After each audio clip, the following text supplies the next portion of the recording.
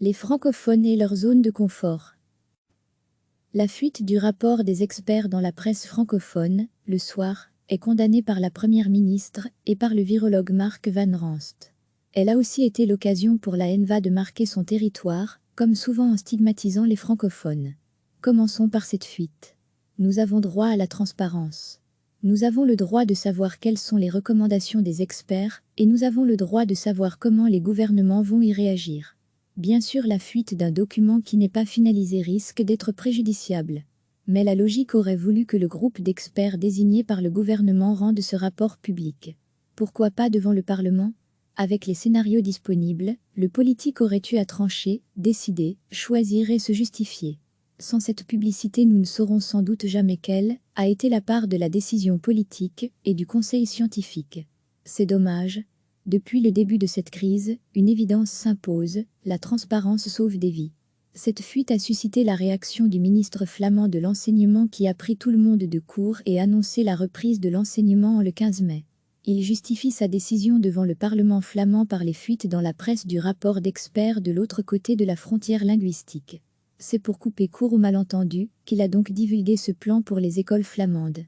Le fait que le plan soit rendu public n'est pas un problème. D'ailleurs, le gouvernement de la Fédération Wallonie-Bruxelles a évoqué sa vision d'une rentrée progressive pour le 18. Le fait que chaque communauté présente un plan un peu différent est plutôt une bonne chose aussi. Le problème, c'est que du côté de Benoué, la décision semble ferme.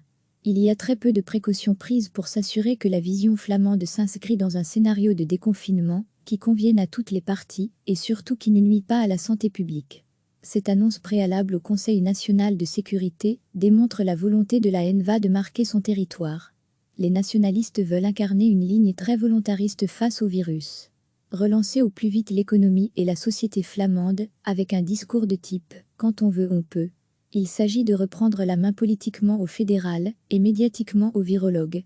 Au sein du gouvernement flamand, la NVA dispose avec l'enseignement d'une compétence exclusive qui lui permettait d'agir. Ce qui est arrivé n'est donc absolument pas un hasard.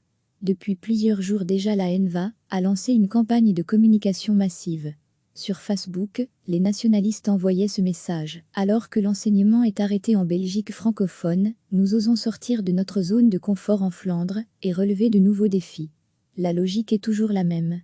La NVA veut une Flandre qui affirme sa volonté de puissance. Et cela n'est possible qu'en se distinguant de ceux qui ne veulent pas. Nous les francophones sommes donc dans notre zone de confort. Parfois c'est un backstay, parfois c'est un hamac, aujourd'hui c'est notre zone de confort. Le mépris nationaliste ne s'arrête jamais, même au milieu d'une pandémie meurtrière. Recevez chaque matin l'essentiel de l'actualité. La fuite du rapport des experts dans la presse francophone, le soir, est condamnée par la Première ministre et par le virologue Mark Van Ranst. Elle a aussi été l'occasion pour la NVA de marquer son territoire, comme souvent en stigmatisant les francophones. Commençons par cette fuite. Nous avons droit à la transparence. Nous avons le droit de savoir quelles sont les recommandations des experts, et nous avons le droit de savoir comment les gouvernements vont y réagir. Bien sûr, la fuite d'un document qui n'est pas finalisé risque d'être préjudiciable. Mais la logique aurait voulu que le groupe d'experts désigné par le gouvernement rende ce rapport public. Pourquoi pas devant le Parlement ? Avec les scénarios disponibles, le politique aurait eu à trancher, décider, choisir et se justifier. Sans cette publicité, nous ne saurons sans doute jamais quelle a été la part de la décision politique et du conseil scientifique. C'est dommage. Depuis le début de cette crise, une évidence s'impose, la transparence sauve des vies. Cette fuite a suscité la réaction du ministre flamand de l'enseignement qui a pris tout le monde de court et annoncé la reprise de l'enseignement le 15 mai. Il justifie sa décision devant le Parlement flamand par les fuites dans la presse du rapport d'experts de l'autre côté de la frontière linguistique. C'est pour couper court au malentendu qu'il a donc divulgué ce plan pour les écoles flamandes. Le fait que le plan soit rendu public n'est pas un problème. D'ailleurs, le gouvernement de la Fédération Wallonie-Bruxelles a évoqué sa vision d'une rentrée progressive pour le 18. Le fait que chaque communauté présente un plan un peu différent est plutôt une bonne chose aussi. Le problème, c'est que du côté de Benoué, la décision semble ferme. Il y a très peu de précautions prises pour s'assurer que la vision flamande s'inscrit dans un scénario de déconfinement qui convienne à toutes les parties et surtout qui ne nuit pas à la santé publique. Cette annonce préalable au Conseil national de sécurité démontre la volonté de la NVA de marquer son territoire.